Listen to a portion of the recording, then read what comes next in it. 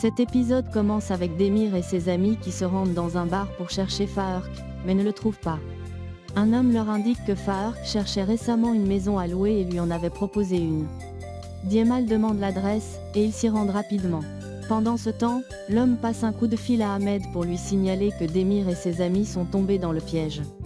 À l'extérieur, Demir trouve la situation louche, mais ses amis pensent que c'est peut-être leur chance de libérer Oyku, Candan et Sevgi.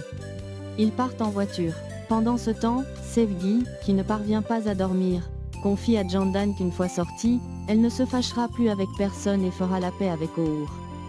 Candan lui dit qu'elle pardonnera Demir et ne cachera plus ses sentiments. Sevgi sourit, affirmant que Demir et O'Our ont de bons cœurs et qu'ils méritent d'être heureux, ce que Candan approuve en souriant. Pendant ce temps, Demir, O'Our et Djemal entrent discrètement dans la maison indiquée par l'ami de Fark, mais ne trouvent personne et se retrouvent déçus. Une dispute éclate entre eux. Parallèlement, Ahmed appelle Fark pour savoir s'il est en route, ce qu'il confirme.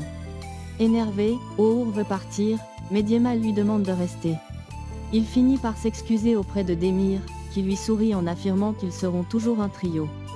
Peu après, Fark arrive en voiture. Djemal entend du bruit, et il l'observe par la fenêtre. Dès qu'il entre, Demir et ses amis l'agressent et exigent de savoir où sont les filles.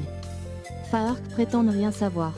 Djemal l'intimide, et Demir récupère son téléphone pour appeler Ahmed. Il exige qu'il libère Candan, Sevgi et Oyku, menaçant de ne pas rendre son frère s'il refuse. Ahmed reste inflexible et exige son million avant toute libération. Fark simule une déception envers Ahmed, reprochant à son frère de ne pas vouloir le sauver. Peu après, Ahmed et son partenaire rappellent Demir pour lui demander de remettre l'argent à Fark, qui leur rapportera. Demir rejoint Murat au poste de police et collabore avec les autorités, comme le souhaite Murat.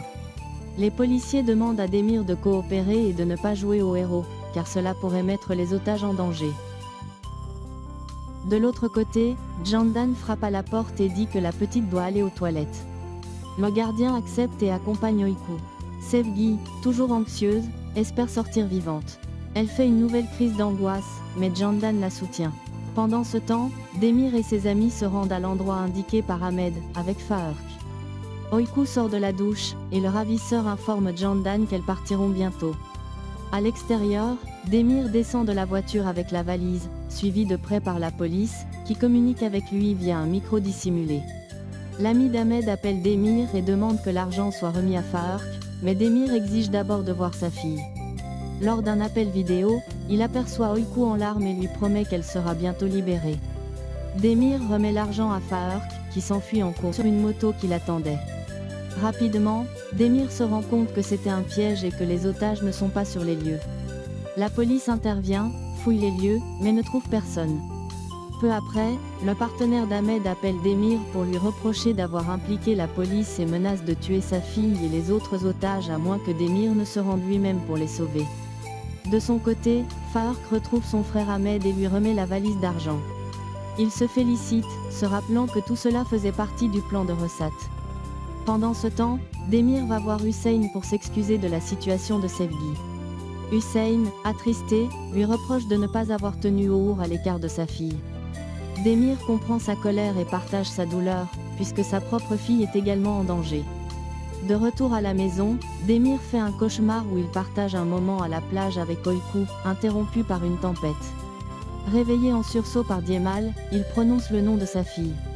Il rassure Djemal qu'il va bien, mais retourne dans sa chambre pour contempler des photos de lui et Oyku. Le lendemain matin, Demir se lève tôt, réveille O'Our, et fait la paix avec lui. Il le remercie pour son soutien et reconnaît qu'il lui doit beaucoup. Ils se prennent dans les bras, et O'Our, intrigué par ces mots, demande pourquoi Demir lui parle ainsi. Demir élude la question et réveille Djemal. Il leur révèle que Ressat a menacé de tuer les otages s'il impliquait encore la police et lui a imposé une condition, échanger sa vie contre celle des captives. Djemal et O'Our tentent de le dissuader, mais Demir reste ferme, affirmant qu'il doit le faire pour Oyku, Sevgi et Candan. À ce moment, Murat frappe furieusement à la porte, menaçant Demir de ne pas s'en tirer si quelque chose arrive à Candan. Demir, accablé, lui répond que tout est de sa faute et qu'il mettra fin à cette situation. Il s'en va sous le regard impuissant de Murat, qui reste silencieux. De l'autre côté, Oiku attend impatiemment que son père vienne les libérer. Jandan la fait dormir et confie à Sevgi son plan. Elle fera semblant d'avoir besoin de se soulager pour tenter de s'échapper.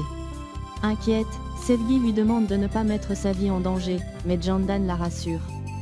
Jandan demande alors à aller aux toilettes, et le gardien l'accompagne. Une fois à la douche, elle laisse couler l'eau et s'enfuit par la fenêtre. Elle court discrètement à travers la cour et les bois, escalade une clôture et parvient à s'échapper. Quelques minutes plus tard, le gardien, réalisant sa disparition, défonce la porte et alerte Ahmed. Furieux, ce dernier gifle le gardien, tandis que Ressat ordonne à Faurq de fouiller les environs. De leur côté, Oğur et Djemal essaient d'appeler Demir, en vain. Pendant ce temps, Demir va voir son patron, lui explique ce qui est arrivé à sa fille, et demande sa voiture, promettant de la lui rendre le lendemain. Le patron accepte et lui remet les clés. Dans la voiture, Ressat appelle Demir, qui demande leur localisation pour se rendre. Pendant ce temps, Oğur et Djemal, inquiets de l'absence de nouvelles, s'interrogent sur l'endroit où pourrait être Demir. Celui-ci les appelle pour leur annoncer qu'il est en route pour se rendre. Avant qu'ils ne puissent réagir, il raccroche. Décidés à ne pas le laisser seul, Oğur et Djemal partent à sa recherche. De son côté, Jandan, essoufflée, erre dans la rue et finit par atteindre une station-service où elle demande un téléphone.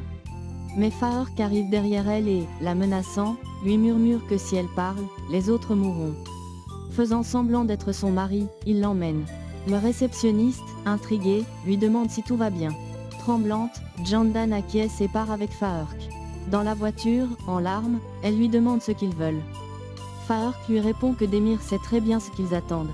Pendant ce temps, Oğur reçoit une vidéo de Demir. Ce dernier y demande à Oğur de la montrer à Oiku s'il n'est plus là. Dans la vidéo, Demir s'excuse auprès de sa fille, lui promet qu'il sera toujours près d'elle grâce au lien qui les unit. Bouleversé, Oğur pleure en regardant cette déclaration. Faurq ramène Jandan dans la cachette. Oiku, heureuse de la revoir, la serre dans ses bras. Discrètement, Jandan avoue à Sevgi que son plan a échoué, ce qui aggrave l'angoisse de cette dernière. Au même moment, Demir arrive en voiture. Il court vers Oiku, qui lui demande de partir avec eux immédiatement. Mais Demir lui explique qu'il a encore une chose à faire et insiste pour qu'elle parte avec Sevgi et Jandan. En larmes, Oiku lui demande de promettre qu'il reviendra. Il le lui promet. Sevgi prend la petite dans ses bras et s'éloigne. Avant de partir, Jandan enlace Demir, lui avoue son amour et l'embrasse. Demir la regarde partir, les larmes aux yeux. Une fois seul, Ressat sort de la maison. Demir, déterminé, lui dit de faire ce qu'il veut de lui. Ressat sort alors une arme et la pointe sur lui. J'espère que vous avez adoré la vidéo. N'oubliez pas de vous abonner et d'activer la cloche pour ne manquer aucun nouveau résumé. À très bientôt pour d'autres histoires encore plus crépitantes. Chez Love, votre rendez-vous pour revivre les meilleures émotions des novellas.